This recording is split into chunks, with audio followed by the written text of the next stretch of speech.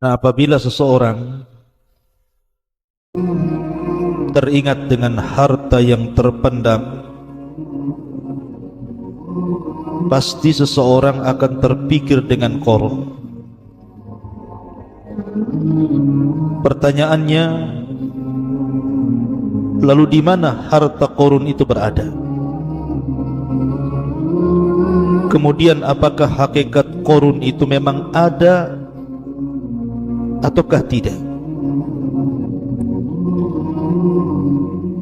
Ini yang kemudian menjadi perbincangan manusia, mulai orang biasa sampai kepada pakar-pakar peneliti, juga para ulama membicarakan tentang ini. Siapa korun? Dan kenapa namanya begitu diabadikan dalam Al-Quranul Karim? Dan bukan hanya dalam Al-Quran, tapi juga dalam Taurat, Injil, dan kitab-kitab muqaddasah lain. Ma'asyiral muslimin yang dimuliakan Allah Subhanahu wa taala, sebelum saya bicara tentang di mana letak harta korun itu, maka kita akan menjelaskan sedikit tentang biografi siapa korun. Walaupun ini sering saya sudah ulang-ulang di beberapa kajian kita ketika membahas qasasul Quran.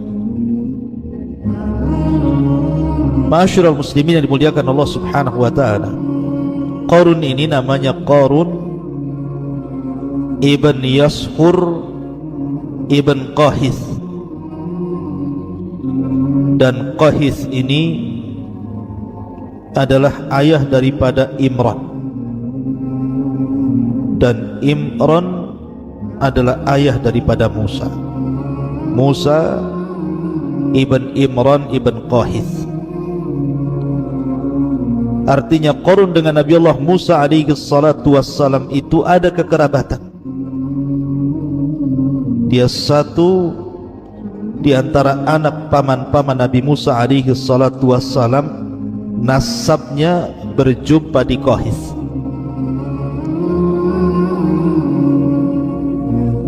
Ma'asyiral muslimin yang dimuliakan Allah Azza wa Jalla, itu berdasarkan Al-Quran nama Qarun tersebut. Makanya Muhammad ibn Ishaq ibn Yasar, beliau mengatakan anna Qarun kana ammu Musa. Qarun itu pamannya Nabi Musa.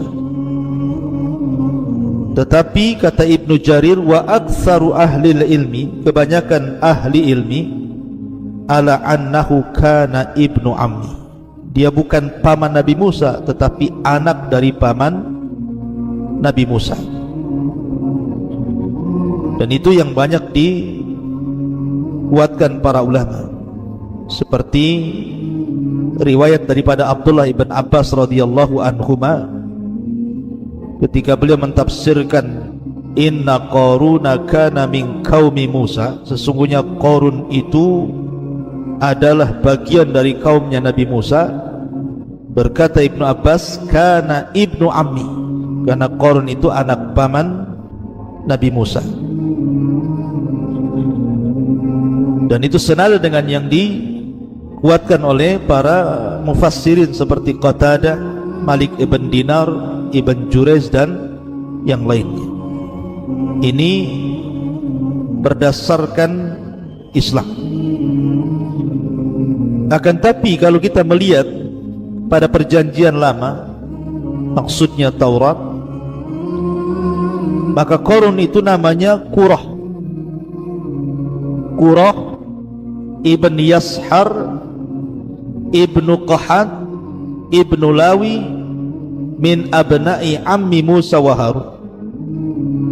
Jadi Taurat memberi nama Qarun itu adalah Qurah ibn Yashar, putra Qahat, putra Lawi, dan Lawi termasuk anak-anak paman daripada Musa dan Harun. Menurut versi orang-orang Taurat, orang-orang Yahudi dalam kitab Tauratnya, bahwa Qarun ataupun Qurah ini salah satu daripada ru'asa Bani Israel, pemimpin-pemimpin Bani Israel. Dan ada juga yang mengatakan bahwa Qurah ini memang orang kaya, karena ketika itu ada orang-orang yang sangat memusuhi Nabi Musa alaihi salatu wassalam. Salah satunya adalah Qurah ini, karena melihat bahwa Musa dan Harun itu orang miskin. Kenapa pula kemudian diturunkan kepadanya kenabian? Harusnya kenabian itu diberikan kepada orang-orang kaya semisalnya. Kenapa diberikan kepada Nabi Musa dan Harun? Dari situlah maka kemudian hasadlah Qurah ini. Akhirnya kemudian membawa teman-temannya datang kepada Nabi Musa alaihi salatu wassalam dan mengejeknya. Maka Musa pun kemudian marah. Akhirnya kemudian Musa pun mengatakan kepada Qurah alias Qarun dan juga kawan-kawannya seperti Dasar, Abira, Aun bin Farid dan yang lain yang disebutkan dalam kitab-kitab itu. Kata Musa, karena kalian sudah lancang kepadaku, maka tunggulah azab akan menimpa kalian. Maka di hari ketika azab itu akan ditimpakan kepada Qurah ini, maka Allah memerintahkan Musa untuk membawa orang-orang yang beriman menjauh dari istananya. Maka disitulah kemudian wa khasafna bihi wa bidarihil arda, Allah tenggelamkan istananya seorang-orang yang dalam tanah. Itu versi Taurat. Tapi versi Islam justru terbalik, bahwa Qarun ini adalah orang miskin, dan dia meminta kepada Nabi Musa alaihi salatu wassalam agar diberikan rizki yang banyak dari Allah subhanahu wa ta'ala. Maka akhirnya kemudian Qarun pun yang tadinya fakir dari fuqara Bani Israel, bahkan dia seorang mukmin dengan Nabi Allah Ya'qub, bahkan dikatakan sebagai munawwir, di mana wajahnya bercahaya karena dia memiliki suara indah ketika membaca Taurat, dan disukai oleh Bani Israel karena indahnya bacaan Taurat. Tiba-tiba kemudian setelah Allah subhanahu wa ta'ala memberikan kekayaan kepada Qarun ini, mulailah dia sedikit demi sedikit menjauh dari ajaran Musa. Dan ketika betul-betul Allah kuasakan harta yang banyak, kalla innal insana la yatgha an ra'ahu istaghna, sekali-kali manusia bisa menjadi melampaui batas apabila dibentangkan kekayaan kepadanya. Ma'asyiral muslimin yang dimuliakan Allah subhanahu wa ta'ala, baik sebelum saya kupas tentang rahasia di balik harta Qarun, saya ingin membacakan beberapa ayat dalam Al-Quranul Karim yang berkaitan dengan kisah Qarun ini. Ma'asyiral muslimin yang dimuliakan Allah subhanahu wa ta'ala, Allah subhanahu wa ta'ala berfirman, inna Qarun kana min qaumi Musa fabagha alaihim, sesungguhnya Qarun termasuk kaumnya Nabi Musa, tetapi dia berlaku zalim terhadap mereka. Wa atainahu minal kunuzi ma inna mafatihahu latanu'u bil usbati ulil quwwati,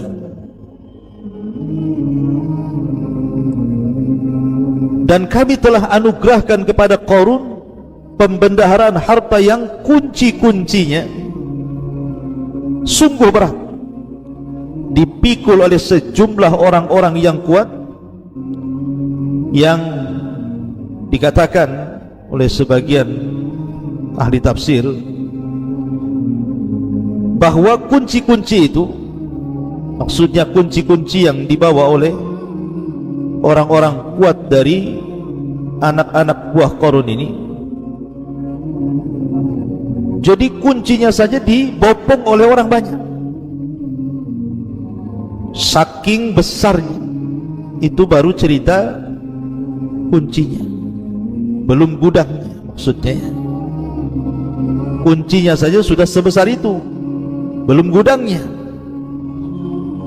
Makanya kemudian Qarun ini merasa bangga karena banyaknya harta yang dimilikinya, terutama emas yang dikumpulkannya. Ma'asyiral muslimin yang dimuliakan Allah Azza wa Jalla, kemudian Allah Subhanahu wa taala katakan dalam ayat selanjutnya, "Idz qala lahu qaumuhu la tafrah innallaha la yuhibbul farihin." Ketika kaumnya berkata kepadanya, maksudnya orang-orang yang berakal, mengingatkan Qarun ini, janganlah engkau berlaga sombong, sungguh Allah tidak menyukai orang-orang yang membanggakan diri. Wabtaghi fima atakallahu darul akhirah wala tansa nasibaka minad dunya, dan carilah pahala negeri akhirat dengan apa yang telah Allah anugerahkan kepadamu.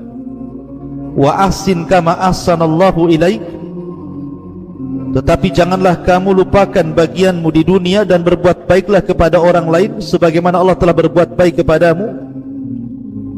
Ilaika wala tabghil fasada fil ardi innallaha la yuhibbul mufsidin, dan janganlah kamu berbuat kerusakan di bumi, sungguh Allah tidak menyukai orang-orang yang melakukan kerusakan. Artinya Qarun ini sudah dinasihati oleh orang-orang yang berakal, jangan sombong. Allah tidak suka orang sombong. Carilah dengan kekayaanmu itu negeri akhirat, dan jangan lupakan dari sebagian urusan dunia. Berbuat baiklah sebagaimana Allah telah berbuat baik kepadamu, dan jangan melakukan kerusakan di permukaan bumi. Allah tidak suka dengan orang-orang yang merusak. Jadi indah sekali nasihat ini kepada Qarun. Tapi Qarun ini justru merasa sombong dan mengatakan, qala innama utituhu ala ilmin indi. Subhanallah, Qarun berkata, sesungguhnya aku diberi harta ini semata-mata karena ilmu yang ada padaku. Sebagian para ulama mengatakan, sebenarnya Qarun jadi kaya itu dari mana kekayaan? Kenapa kemudian Qarun ini dibicarakan umat satu dunia, Yahudinya, Nasraninya, Islamnya, semua berbicara tentang harta Qarun, tentang kekayaan Qarun. Kok bisa Qarun itu jadi kaya raya? Ada yang mengatakan bahwa asal kekayaan Qarun itu karena Qarun itu menguasai Ismul A'zam, nama-nama Allah Subhanahu wa ta'ala yang sangat agung. Seperti dalam nama Asmaul Husna dalam Islam itu kan ada Asmaul A'zam. Ada yang mengatakan Al-Hayyu, Al-Qayyum, ada yang mengatakan Allah. Pokoknya disembunyikan mana satu dari 99 nama ini. Nah, Qarun ini menguasai betul Asmaul A'zam ini, sehingga Asmaul A'zam itu maksudnya kalau orang berdoa pasti dikabulkan. Sehingga karena dia menguasai Asmaul A'zam, seperti kalau kita membicarakan tentang Bal'am ibn Ba'ura, itu juga sama menguasai Ismul A'zam, dimana kalau berdoa mustajab, tidak mungkin ditolak. Lah dengan sebab Qarun menguasai Ismul A'zam itulah dia meminta kepada Allah untuk menjadi kaya raya, dan Allah kabulkan. Namun setelah itu dia kufur nikmat kepada Allah Azza wa Jalla. Walaupun pendapat ini tentu dibantah oleh para ulama, karena Ismul A'zam itu diperuntukkan bagi orang-orang yang beriman, bukan orang-orang kafir seperti Qarun. Kemudian yang kedua, Qarun ini dianugerahi oleh Allah Subhanahu wa taala tentang ilmu kimia. Dia bisa merubah dari sesuatu yang tidak berharga menjadi berharga. Bahkan bahasanya pasir aja bisa dibentuk jadi emas. Bahkan dia membentuk pintunya dari emas murni dan juga kursinya. Tapi pendapat ini pun dibantah oleh para ulama. Maka yang benar apa? Yang benar Qarun kana tajiran. Qarun itu jadi kaya karena berniaga. Dan dia tujarud zahab, berniaga emas. Sehingga kemudian lambat laun, dari tadinya Qarun ini orang miskin menurut Islam gitu ya. Kalau menurut ahli kitab justru dia sudah kaya.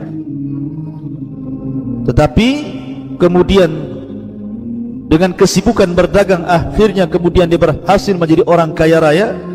Dia pun togok melampaui batas, wa takabbara, kemudian sombong kepada Allah Azza wa Jalla. Akhirnya Allah murka kepada Qarun. Jadi itu hasil kekayaan Qarun itu dari tajir. Ma'asyiral muslimin yang dimuliakan Allah Subhanahu wa taala. Kemudian Qarun pun mengatakan, dengan bangganya dia mengatakan, innama utituhu ala ilmin indi. Kemudian Allah katakan, awalam ya'lam annallaha qad ahlaka min qablihi minal qurun man huwa asyaddu minhu quwatan wa aktsaru jam'an wa la yus'al an dzunubihimul mujrimun. Tidakkah dia Qarun itu mengetahui bahwa Allah telah membinasakan umat-umat sebelumnya yang mungkin jauh lebih kuat dibandingkan Qarun dan lebih banyak harta dibandingkan Qarun, dan orang-orang yang berdosa itu tidak perlu ditanya tentang dosa-dosa mereka. Ma'asyiral muslimin yang dimuliakan Allah Azza wa Jalla, Qarun ini kan sangat kaya, suka menggunakan pakaian-pakaian yang syuhrah, yang megah, ingin menunjukkan bahwa dia orang kaya. Sehingga dari penampilan Qarun, dari kekayaan Qarun, dari kebun, dari gudang-gudang harta, dari para pelayan, itu menjadikan pandangan manusia kepada Qarun ini, mereka ingin seperti Qarun. Jadi orang-orang fuqara wal masakin apabila memandang Qarun ini, berangan-angan kapan saya ingin seperti Qarun itu. Maka Allah mengatakan, falam fakharaja ala qaumihi fi zinatihi qala alladhina yuriduna alhayata ad-dunya ya laita lana mithla ma utiya Qarun innahu ladu haddin azim. Maka keluarlah dia Qarun kepada kaumnya dengan kemegahannya. Orang-orang yang menginginkan kehidupan dunia berkata, mudah-mudahan kita mempunyai harta kekayaan seperti yang diberikan Qarun. Lihat, sungguh dia benar-benar mempunyai keberuntungan yang besar. Kadang orang menyangka bahwa kemuliaan itu ada pada harta. Mereka salah. Terkadang kemuliaan itu ada pada pangkat jabatan ataupun kedudukan. Terkadang kemuliaan itu ada pada anak-anak yang sukses ataupun kesehatan. Salah. Memang itu semua bisa menyumbang kebahagiaan, tapi bukan segalanya. Lihat Allah katakan, wa khassafna bihi wa bidarihi al-ard.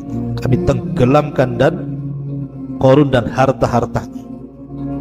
Lihat Namrud dibunuh oleh satu ekor nyawa. Lihat Fir'aun ditenggelamkan di Laut Merah. Lihat Al-Walid ibn Mughirah, Allah ancam dengan masuknya dia ke neraka Saqar. Jadi kebahagiaan bukan dengan harta. Wa qala alladhina utul ilma wailakum thawabullah khairun liman amana wa amila salihan wa la yulaqqaha illa sabirun. Tetapi orang-orang yang berilmu, orang-orang yang beriman, ketika melihat orang-orang jahil, orang-orang bodoh itu tertarik dengan Qarun, mereka mengatakan, celakalah kalian. Ketahuilah pahala Allah jauh lebih baik bagi orang-orang yang beriman dan mengerjakan kebaikan, dan pahala yang besar itu hanya diperoleh oleh orang-orang yang sabar. Akhirnya Qarun semakin congkak. Mulailah dia takabur dengan hartanya. Ketika datang Nabi Musa alaihi salatu wassalam meminta zakat, karena zakat itu syariat, bukan hanya syariat Islam saja, sebelumnya juga sudah ada syariat zakat. Bahkan rukun Islam itu berlaku kepada semua para nabi dan rasul. Syahadat, salat, zakat, puasa, haji, semua ada. Tapi Qarun bakhil. Dia tidak pernah mensyukuri hartanya. Bahkan yang ada kemudian dia membuat fitnah kepada Nabi Musa. Difitnahnya Nabi Musa alaihi salatu wassalam bahwa dia telah menghamili seorang wanita pelacur. Tiba-tiba ketika dihadirkan wanita itu dan memandang wajah Nabi Musa, dia pun mengaku bahwa dia disuruh Qarun dengan imbalan harta yang banyak. Maka dari sini Allah subhanahu wa ta'ala murka kepada Qarun. Allah katakan, فَخَسَفْنَا بِهِ وَبِدَارِهِ الْأَرْضَ فَمَا كَانَ لَهُ مِنْ فِئَةٍ يَنْصُرُونَهُ مِنْ دُونِ اللَّهِ وَمَا كَانَ مِنَ الْمُنْتَصِرِينَ. Maka kami benamkan Qarun bersama rumahnya ke dalam bumi, maka tidak ada baginya satu kelompok yang akan menolongnya selain Allah, dan dia tidak termasuk orang-orang yang dapat mendapatkan pembelaan diri. Maka orang-orang miskin yang pada mula-mulanya kalau melihat Qarun itu pengen seperti Qarun, tiba-tiba mereka mengatakan, wa ka'anna Allah yabsutur rizqa liman yasha min ibadi wa yaqdir laula amanna Allahu alaina la khasafa bina wa ka'annahu la yuflihul kafirun. Jadi duhai benarlah kiranya Allah melapangkan rizki bagi siapa yang dia kehendaki di antara hamba-hambanya, dan membatasi bagi siapa yang dikehendaki di antara hamba-hambanya. Sekiranya Allah tidak melimpahkan karunia kepada kita, tentu dia telah membenamkan kita pula. Duhai benarlah kiranya tidak akan beruntung orang-orang yang mengingkari nikmat Allah itu. Baru sadar mereka. Jadi ketika melihat ada pelajaran besar dari Qarun, baru sadar mereka bahwa bukan itu kemuliaan. Makanya Allah akhiri ayatnya, tilka darul akhiratu naj'aluha lilladina la yuriduna uluwan fil ardi wala fasadan wal aqibatu lil muttaqin. Negeri akhirat itu kami jadikan bagi orang-orang yang tidak menyombongkan diri dan tidak berbuat kerusakan di bumi, dan kesudahan yang baik bagi orang-orang yang bertakwa. Intinya bahwa Qarun pun diazab Allah. Kemudian dirobohkan semua istananya, semua gudang-gudang emasnya, semua pembendaan hartanya, termasuk juga dirinya. Pertanyaannya, ma'asyiral muslimin yang dimuliakan Allah subhanahu wa ta'ala, di mana harta Qarun itu? Di mana peristiwa ini terjadi?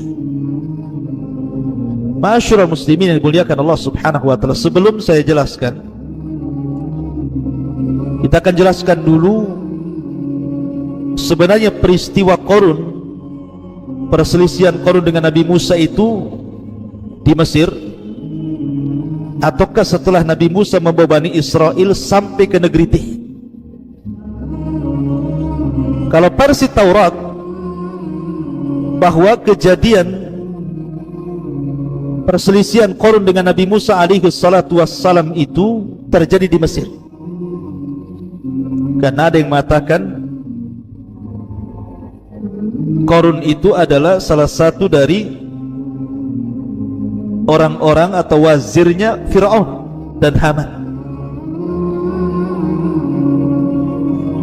dan istilah Taurat namanya Qurah bin Yashar. Itu orang dekatnya Fir'aun dan Haman, dan dia orang kaya.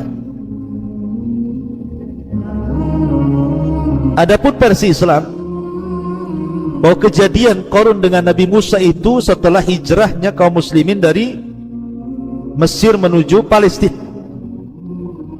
Maka disitulah terjadi di Ardi Tih. Qarun membangkang perintah Nabi Musa alaihi salatu wassalam. Nasibnya sama dengan Bal'am ibn Ba'urah. Kenapa? Karena salah satu Lakom Qarun itu munawwir, hasanus saut, suaranya indah ketika membaca At-Taurat, dan manusia suka dengan Qarun itu karena bercahaya wajahnya, menunjukkan bahwa orang yang membaca Al-Quran itu terang wajahnya. Lah, kita tahu bahwa Taurat bukan turun di Mesir. Taurat itu turun ketika Nabi Musa berada di Bumi Tih. Maka dari sini menunjukkan bahwa peristiwa ini terjadi setelah hijrahnya Musa membawa Bani Israel dan menyelamatkan dari kejaran Fir'aun, sehingga sampailah di negeri Tih, negeri linglung bahasa kitanya, karena ketika diajak jihad mereka tidak mau. Disitulah peristiwa berlaku. Ma'asyiral muslimin yang dimuliakan Allah Subhanahu wa ta'ala, dalam cerita barat ada lagi bahwa Qarun itu adalah raja Libya, Malik Kuruzus, yang dikenal di barat ini. Kuruzus ini raja Libya yang sangat kaya raya gitu ya. Yang konon dia orang yang pertama kali mencetak uang emas. Dialah Qarun itu sebenarnya. Tapi ulama Islam menolak pendapat dari barat. Kenapa? Karena Kuruzus ini mati di tangan Qurus Al-Farisi, dan ini bertentangan dengan Al-Quran yang Allah katakan wa khasafna bihi wa bidarihi al-ardha. Qarun ditenggelamkan bersama harta-hartanya ke perut bumi. Sementara Kuruzus ini mati di tangan Qurus Al-Farisi, sehingga apa yang diprasangkakan barat bahwa Qarun adalah Kuruzus ini tidak benar, karena bertentangan dengan Al-Quran dan juga sunnah Nabi SAW. Ma'asyiral muslimin yang dimuliakan Allah Azza wa Jalla, setelah kita tahu bahwa peristiwanya di Arditi, di bumi linglung ini, lalu terjadi silang pendapat. Di mana harta Qarun yang ditenggelamkan Allah itu? Ada yang mengatakan bahwa peristiwa itu terjadi di Mesir, terjadi di Kairo, di Mesir sana, di tempat yang disebut Al-Fayyum. Al-Fayyum ini kalau dibuat jarak dari Kairo Mesir sekitar 150 km di barat daya Kairo dan Mesir, Fayyum ini. Karena di situ konon ada runtuhan bangunan yang dipercaya sebagai tempat tinggal Qarun di masa itu, dan tempat itu berdekatan dengan Danau Qarun, atau kurang lebih berjarak sekitar 2 km. Menurut beberapa sumber, bangunan yang masih berdiri kokoh adalah benteng yang dibangun oleh Qarun. Jadi ada yang berpendapat bahwa Qarun itu hartanya dipendam di Fayyum, di Mesir sana. Bahkan Fayyum ini menjadi pusat penelitian dunia. Apakah betul di situ pernah terjadi gempa gitu sehingga menghancurkan istana Qarun dan Qarun-Qarunnya sekali gitu ya? Ataukah ada tempat lain selain Fayyum ini? Ada juga yang mengatakan bahwa peristiwa ini bukan terjadi di Fayyum, tetapi terjadi di Nainawa. Nainawa mana? Di Irak. Disitulah kekayaan Qarun yang kemudian Allah Subhanahu wa ta'ala tenggelamkan ke bumi, di Nainawa di Irak. Ada juga yang mengatakan bahwa harta Qarun itu ya di bawah sungai Efrat itu. Nabi SAW yang mengatakan bahwa di situ ada pembendarahan emas gitu ya. Tapi ma'asyiral muslimin, Quran ataupun sunnah Nabi SAW tidak menjelaskan secara detail letaknya di mana, kemudian waktunya kapan, karena kelahiran Qarun dan wafatnya Qarun aja tidak dijelaskan. Yang disepakati bahwa Qarun itu hidup di zaman Nabi Musa dan mati di zaman Nabi Musa. Tapi kapan lahirnya, kapan wafatnya tidak dijelaskan. Termasuk tempat ditenggelamkan Qarun dan juga seluruh istana dan kekayaannya tidak dijelaskan. Sehingga kita hanya berpatokan kepada Al-Quran dan Sunnah Nabi SAW, karena tidak ada keterangan yang jelas dari Quran Sunnah tentang letaknya di mana. Sehingga kemudian manusia menerka-nerka, ada yang mengatakan di Fayyum di Mesir, ada yang mengatakan di Nainawa Irak, ada yang mengatakan di Efrat gitu, dan begitu seterusnya. Yang jelas bahwa kemungkinan bisa terjadi. Yang jelas bahwa Qarun pernah ditenggelamkan bersama hartanya. Di mana harta itu berada, wallahu a'lam. Itu yang paling selamat, wallahu a'lam. Ma'asyiral muslimin yang dimuliakan Allah Subhanahu wa taala, maka kita tidak bisa memastikan keberadaan harta Qarun yang terpendam di dasar bumi. Tapi yang jelas bahwa Al-Quran ketika menceritakan sebuah kisah, yang paling inti itu bukan bicara tentang tahun kelahiran, tahun wafat, di mana kejadian, di tempat mana, bukan itu. Tetapi ketika Allah menceritakan sebuah kisah itu untuk diambil fawaid dan juga ibrah.